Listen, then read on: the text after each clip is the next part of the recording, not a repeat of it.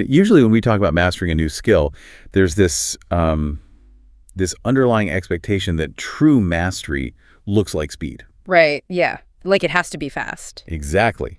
Like a machine gun. Yeah. I mean, you watch a professional chef chop an onion and it's just a blur of motion. Oh, totally. Or, a concert pianist. Their fingers are just flying across the keys so fast you can barely track them. Right. And so we've been conditioned to equate velocity with competence. We like seeing things happen at lightning speed. Because it looks impressive. In most arenas, speed looks like the ultimate level of fluency. It really does. But then you step into the world of language learning, specifically learning English as a second language. And that's where the rules completely change. Yeah, that machine gun approach totally backfires. Yeah. We're looking at a linguistic landscape today where trying to be the fastest person in the room, well, it actually makes you the most vulnerable. It really does. So welcome to today's deep dive. We are exploring a truly fascinating document today titled The Magic of Slow Speech. It's such a great topic. It is. Yeah. And our mission today is to deconstruct the sheer anxiety that you, the English learner, face every single day. Right, and to discover how slowing down can actually bring you profound peace and, frankly, immense communicative power. Yeah. And because this deep dive is geared specifically toward you, the English learner, we're doing something very intentional today. We are. We're consciously keeping the pacing of our own speech gentle, and we're making sure our vocabulary remains accessible. Practicing what we preach, basically. Exactly. It's a shared exercise in the very topic we're exploring. Which I love. Yeah. Because the big secret we're uncovering today is that the ultimate sign of fluency isn't, speaking like a rapid-fire machine gun at all. No, not at all. True fluency is actually having the immense confidence to slow down. Right. But to understand why that is so powerful, we have to look at the problem first.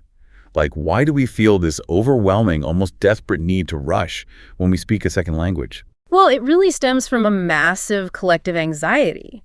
There's this pervasive false belief that talking faster automatically means you are better at English. Which just creates so much panic. A very specific type of panic, yeah. I mean, we've all been there. You're watching a really fast-paced American TV show, and the characters are just throwing dialogue back and forth. Oh, yeah, it's intimidating. Or worse, you're in a high-stakes business meeting. Everyone around the table is firing off high-speed business jargon, and you can literally just feel your stomach drop. Your palms get sweaty. The panic in those moments is incredibly real. It's awful. And what follows is usually that late-night frustration. You're lying in bed, staring up at the ceiling, replaying the conversations from the afternoon. Ugh, the worst. Right. You remember how you stuttered. You remember how you rushed, how you tripped over your own tongue simply because you were desperately trying to keep up with the pace of the room. Yeah, and psychologists actually have a name for this exact phenomena. They call it linguistic anxiety. Linguistic anxiety. That perfectly describes it. It really does. It's quite literally a deep-seated fear of speaking, or a fear of the language itself. And it's entirely driven by modern society's absolute worship of speed.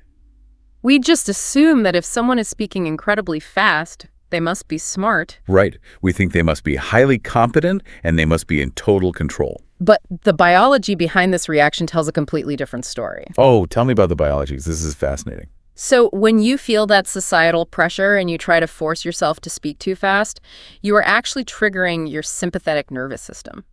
Meaning what exactly? Meaning you are sending a hardwired signal to your brain that you are in immediate physical danger. Oh, wow. So it's the classic fight or flight response. That is precisely what it is. Your body perceives the fast-talking room as a literal threat. A threat, like a predator. Exactly. Yeah. So it floods your system with stress hormones like cortisol and adrenaline. And what those hormones do to the language centers of your brain is fascinating and slightly terrifying. What do they do? They literally shut those centers down. Shut them down. Yeah.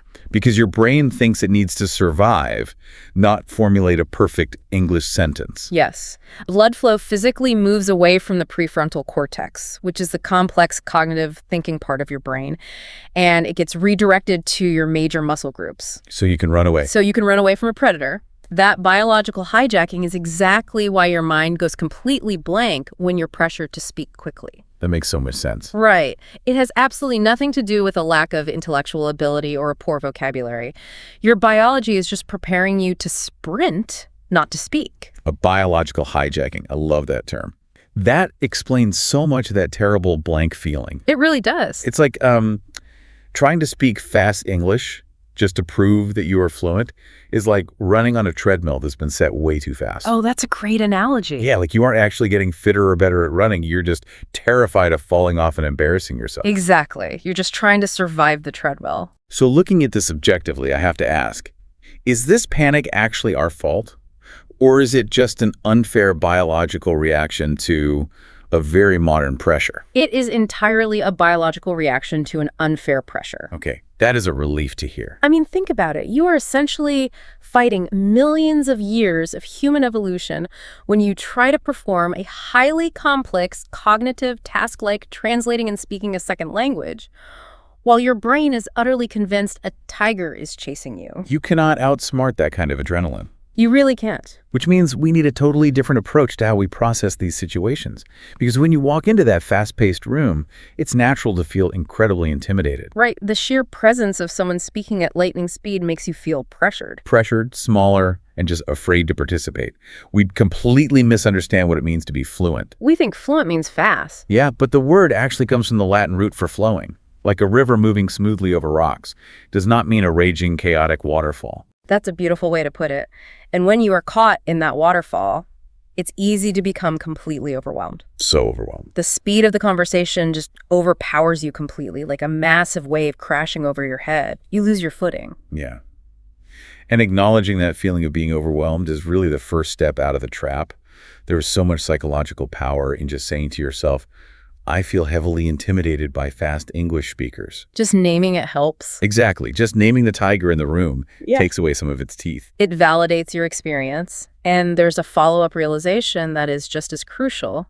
You can say to yourself, the pressure to speak fluently makes my mind go completely blank. I love the mechanics of that specific thought because it completely shifts the blame. Yes, exactly. It's not you that's broken. You're not a failure at English. Yeah. It's the pressure Yeah. that is causing the blankness. The overwhelming speed is the culprit, not your intelligence. Right. And when you remove the self-blame, you create space for a new strategy. Which leads us to the obvious question. If rushing is just a biological trap, this treadmill set dangerously high, what is the alternative? Right. What do we do instead? Yeah, when we look at people who are truly confident, how do they actually communicate? Well, if we look at Western social psychology, particularly the psychology of public speaking, we see a massive fundamental mindset shift among the most effective communicators. Okay, what is it? The most confident, high-level individuals in any room, the ones everyone naturally listens to, they do not rush. They use a technique called deliberate speech. Deliberate speech, meaning careful, highly intentional, unhurried speaking. That unhurried quality is the key. Speaking slow English is often misinterpreted by learners as a sign that they're slow-witted or, struggling to find words. Yeah, they feel like they sound dumb. Right. But in reality, speaking slowly demonstrates incredible agency. It shows the room that you have total control over your breath, your physical space, and the rhythm of your own life. Wow, that's powerful. You are deciding the pace of the conversation. You are not letting the chaotic energy of the room dictate the pace to you. I was visualizing this earlier, and this analogy popped into my head. Speaking slowly, utilizing that deliberate speech, feels like drawing a protective, invisible boundary around yourself in a really noisy, chaotic room. I love that. An invisible boundary. Yeah, like you're creating this personal bubble of calm where panic simply isn't allowed to enter. But I want to break down the mechanics of this. How exactly does physically slowing down our words completely change a listener's perception of our confidence? It all comes down to phonetic mechanics. When you consciously slow your speech, you're doing two very specific physical things. Okay, what's the first one? First, you are giving your vowels the space to fully extend. The vowels. Yes, in any language, vowels are the sounds that carry the emotion and the resonance of a word. When you stretch them out comfortably, you inherently sound relaxed. That makes sense. And the second thing? Second, slowing down allows your consonants to land gently at the end of a word. You aren't aggressively biting off the ends of your sentences or rushing into the next syllable. Okay, so combining those two things, extended vowels and soft consonants, creates this magnetic psychological field of composure. Exactly. Composure. You're physically projecting composure, this deep, unwavering, calm control out into the room. And people can feel it. They absolutely feel it, and it requires completely abandoning the anxious mindset. The anxious learner thinks, I must be fast or people will assume I'm not smart. Right. But the empowered communicator flips that entirely. They realize, my slowness actually makes my diction precise and incredibly powerful. Because your diction, your clear, accurate pronunciation of every single syllable can only be sharp when you give yourself the time to articulate it. You really can't have good diction if you're sprinting. Exactly. Think about the physical sensation of the two mindsets. The anxious mindset physically feels like you're escaping danger. Yeah, your chest is tight, your breath is shallow. Right. And all your words are glued together in a panic. But the empowered mindset says, I am allowing comfortable pacing and generous pauses. I am not in a hurry. I am not in a hurry. That's so freeing. You take control of the pacing, that natural rhythm of speech, and you make it work for you. You know, my absolute favorite contrast here is how these two mindsets view the English language itself. Oh, the instrument analogy. Yes, the anxious mind views English as a high-score arcade game. You feel like you have to hit every single grammatical note perfectly and rapidly to get a good grade from the people listening. Which is exhausting. It is. But the empowered mind views English as an instrument you are choosing to play at a relaxing, low frequency. That metaphor is so profound because it moves you from being a victim of the language to being the master of the instrument. You are the one playing the notes. Right. And when you embrace that, you can internalize ideas like, slowing down is actually a sign of my confidence. Just saying that out loud feels radical. Yeah, it really is a radical unlearning. We spend years trying to speed up, and suddenly we realize the true power was in the brakes all along. Right. And it allows you to adopt the stance of, I speak at a pace that honors my soul. Honors my soul. Wow. You aren't just protecting your vocal cords or your grammar. You are actively protecting your internal peace in a highly demanding world. Okay, so the theory is beautiful. Knowing that deliberate speech gives us agency and composure makes total logical sense. But, practically speaking, how do we physically train our incredibly stubborn nervous systems to actually accept this slower pace? That is the million-dollar question. Right. Especially after a really stressful day where we've been totally overwhelmed by linguistic anxiety. How do we actually turn off the fight or flight alarm? This is where we move from theory into very physical, actionable practice. There's a technique designed specifically for this called the phonetic grounding ritual. Phonetic grounding. So using the physical sounds of our own speech to feel anchored, stable, and safe in our bodies. Yes. And what makes this ritual so brilliant for English learners is that it's a late-night mindfulness practice that has absolutely nothing to do with studying. No flashcards. No flashcards. You don't need to memorize a single vocabulary word. You don't need to learn a new complex grammar rule. It strictly utilizes slow pronunciation to physically soothe the nervous system. Okay, let's paint the audio picture for this, because the environment is a crucial part of the exercise. Very crucial. So imagine it's the end of a day. You're lying in bed, you have some really slow 45 beat per minute lo-fi music playing softly in the room. Setting the mood. Yeah. You can hear the sound of gentle rain tapping against your window outside. The world is dark, the emails are done, and the house is quiet. That setting is vital because it removes all external pressure to perform. You are completely alone and you are entirely safe. Okay, I'm relaxed just thinking about it. What are the steps? The ritual itself consists of 3 distinct physical steps. Step 1 is to elongate the vowels. To elongate simply meaning to make something longer, to stretch it out. Right. So you take a gentle word like the word calm, and you focus on stretching that middle ah sound for 3 full seconds. Okay. You close your eyes and imagine that warm sound spreading through your brain like a drop of amber essential oil diffusing in water. I'm going to try this right now just to see how it feels. Just calm. How did that feel? Wow. Yeah. Even just doing it that one time, I can physically feel my shoulders drop an inch. It feels completely different from normal speech. It is genuinely relaxing. It is. But I have to play devil's advocate for a second here. Is holding out a vowel actually changing my brain chemistry, or am I just distracting myself with the pleasant placebo effect? Oh, it is rooted entirely in human physiology. There is no placebo about it. Really? Yes. When you actively elongate a vowel, you are mechanically forcing yourself to lengthen your exhale. You literally cannot hold a long vowel on an inhale. True, that's physically impossible. Right. And a lengthened exhale directly stimulates your vagus nerve. The vagus nerve, being that massive nerve that runs from your brain down through your neck and into your chest and and abdomen. Exactly. The vagus nerve is the primary control center for your parasympathetic nervous system, which is your body's rest and digest system. The opposite of fight or flight. Right. It is the direct counterbalance to the fight or flight response. So, by drawing out that vowel, you are not just thinking peaceful thoughts. You are literally hitting the biological brake pedal on your physical anxiety. Pumping the brakes on the cortisol. Exactly. That is incredible. We are biologically manufacturing our own peace using the exact language that used to cause us stress. It's empowering. It really is, which transitions perfectly into step 2 of the ritual, soften the consonants. Yeah. The example word here is peace. Yes. When you say the word peace, you have that S sound at the very end. Yeah. The key here is not to force it. Don't aggressively hiss it out into the room. Keep it gentle. Keep it very gentle.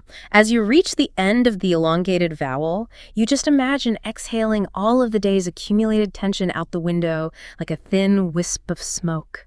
You just feel the gentle, soft friction of your breath and your tongue. Peace. It really is about letting the word just drift away, rather than throwing it at a wall like we do when we're stressed out. Exactly. You are intentionally removing all the aggression and urgency from your articulation. You are teaching your mouth that English does not have to be a weapon or a shield. It can just be a breath. I love that. And then we move to the final step, step 3, vibrate the chest. This one is my favorite. So for this step, you actually place a hand flat over your heart, right on the center of your chest. And you slowly speak the words safe. Right. And the goal here is to focus entirely on feeling the low frequency resonance, that deep, vibrating, echoing sound that rumbles in your chest cavity when you speak at a low pitch. That tactile feedback is the most important part. Actually feeling your own chest vibrate under your own hand is profoundly grounding for the human brain.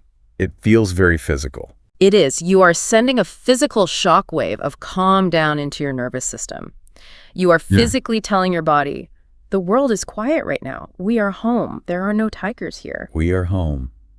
That is such a beautiful realization because it takes the English language, which for so many learners is an immense source of trauma, judgment, and daily stress. And it turns it into a profound source of solace. Exactly. You finally find real deep comfort in the exact thing that used to cause you so much distress. The ritual wraps up with a final healing affirmation.